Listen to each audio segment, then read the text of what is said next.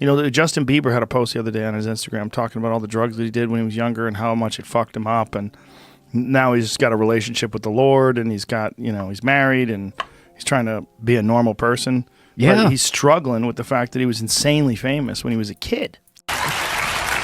What's going on with you guys? Are you working together? I'm not. I mean, I think that we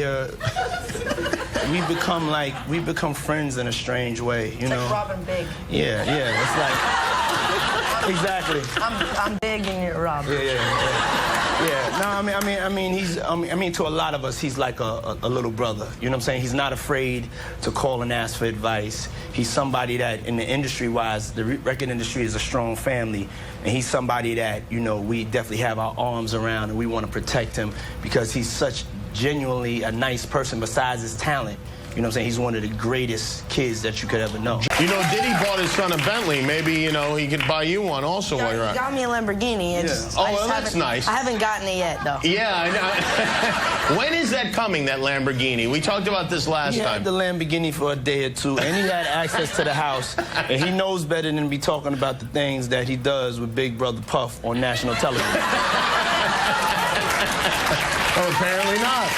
I always say this about Justin Bieber. When people hear about him going insane, I'm like, of course he's going insane. You have no idea what it would be like to be him and to be 17 years old. And girls literally trying to break into his house. They're coming down chimneys. They're flying in on parachutes. They're doing anything they can. They just want to be around him. You want him to be normal? Oh, man, poor guy. Months ago, I was really struggling mentally and emotionally, and just there was so many things that were adding up, and I wasn't able to enjoy any of the things that I owned. That stuff's not gonna matter to you. None of the actual things did anything because I was so hurt and I was so confused and I was so sick, and there was all these things, and I was like, I can't, you know, there's like, you just can't, like you said, you can't enjoy the actual physical, tangible, like, things that money offers, right? Like, it really had to come from within. So that's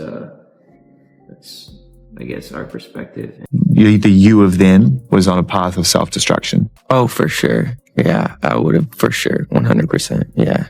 It would have been no bueno. It was bad. I don't know if I'd be alive for sure. So check this out, yo. Justin, you ever seen the movie 48 Hours? Right now, he's having 48 hours with Diddy, him and his boy. They're having the times of their lives, like you know, where we hanging out and what we doing.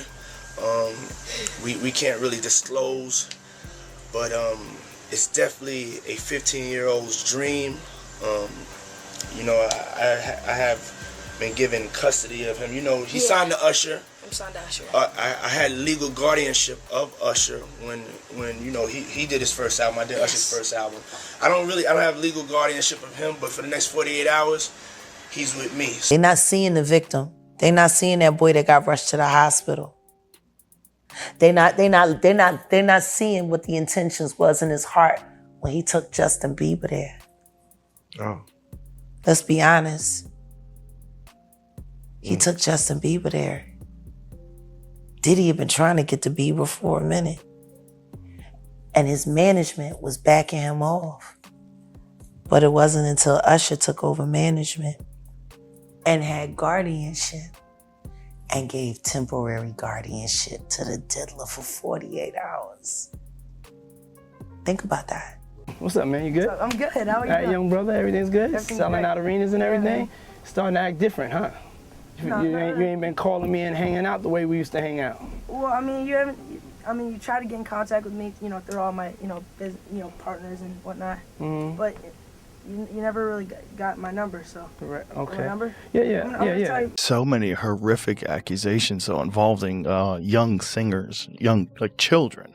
Yeah, it's disgusting. It's insane. He makes R. Kelly look like a decent guy. Yeah. It's so crazy. It is crazy. And meanwhile, the guy was like hanging out with Oprah, hanging out with Obama. Jay-Z, everybody. Dude, Justin Bieber just nuked Diddy's whole career, and I mean that literally. That's how Joe Rogan opened his most jaw-dropping podcast episode yet. Sitting across from his guest, gripping the table, his voice was low, but his words were deadly. Because just hours earlier, Newly authenticated footage from one of Diddy's infamous parties had gone public. And it wasn't just bad. It was career-ending. Joe didn't mince words. This isn't a party clip. It's not some celeb gossip thing. This is surveillance. This is choreography. This is some fucking cult shit, man. For nearly 3 hours, Rogan tore into the footage, the implications, and most of all, Diddy himself. And as the podcast trended across every platform, the message was clear. The industry's days of covering for Diddy were over. The video that Justin Bieber leaked had already rocked the courtroom. But now, Joe Rogan was broadcasting it into living rooms across America, and that changed everything. This is not just some famous dude getting exposed, Rogan said. This is a system breaking open. What Bieber brought to the table, that wasn't just damning, it was dangerous. And thank God he found it. The clip in question ran 14 minutes and 32 seconds. But according to Rogan, it said more than any lawsuit or article ever could. Bro, they're walking these people through hallways like sheep. You've got staff in uniforms talking over radios using this phrase, heartbeat reset, like it's some fucking ritual. Like, what is that? Who does that at a party? Rogan leaned in, eyes wide. You don't need to be a genius to know that ain't normal. That's not VIP treatment. That's control. And that's the word Joe kept repeating. Control.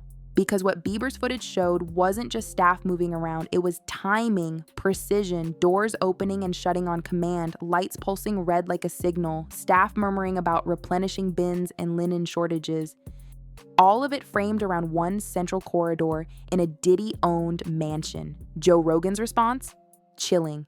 This is some Epstein-level stuff, except now it's on video. You hear me? On video, and they can't unring that bell. The internet exploded. Clips of Rogan's reaction went viral in minutes.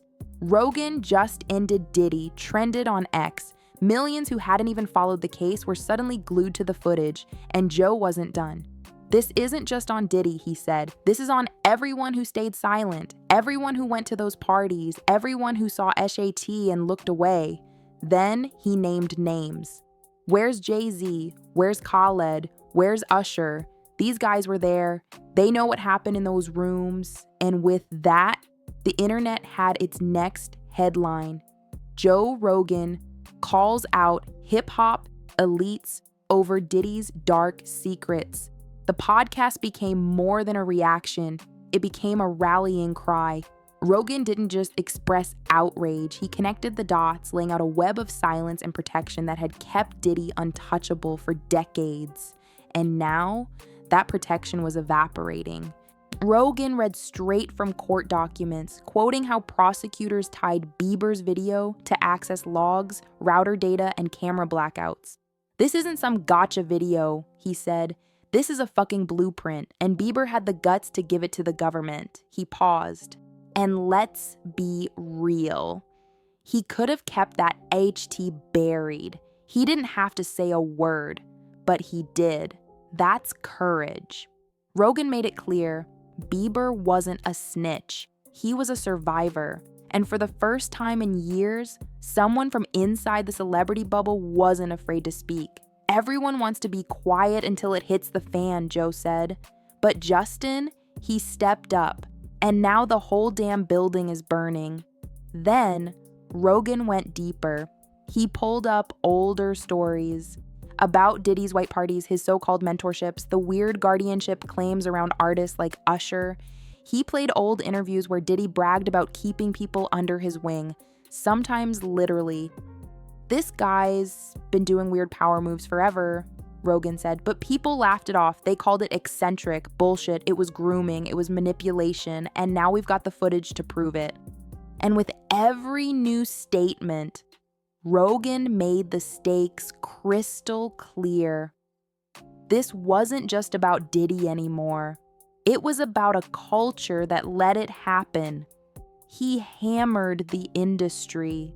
These events weren't private, they were organized and people knew. If Bieber's 14-minute clip shows this much, imagine what hasn't come out yet. Imagine how many nights just like this happened and never got caught on tape.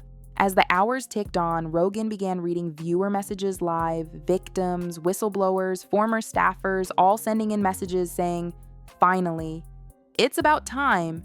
Thank you, Joe." And he didn't let up. This ain't over. You think this is bad? Wait till the rest of the footage starts leaking. You think the feds are done with this? They're just getting started. He warned the celebrities still backing Diddy. If you're still defending this guy after what we just saw, you're not just tone deaf, you're complicit. Then came the biggest moment. Rogan looked directly into the camera and said, "If any of you were at those parties and you saw something, you better come clean. Because if Justin's footage proves anything, it's that nothing stays hidden forever." And the internet roared. In just one night, Rogan's episode reached millions. Sponsors backed away from Diddy, courtroom pressure intensified, and the footage, it was no longer a sealed exhibit, it was public ammo. Rogan's message echoed across timelines and news feeds. Diddy's empire isn't just cracked, it's collapsing. Because once the public sees what's really going on behind those doors, there's no going back. This wasn't an expose, it was an execution. By the end of the episode, Joe had only one message left. To the people out there who've been protecting monsters like this, your time is up. The age of silence is over. And then he dropped the final line. Diddy tried to control the narrative for decades, but now the truth's got receipts, timestamps, and video, and he's got nothing left to hide behind.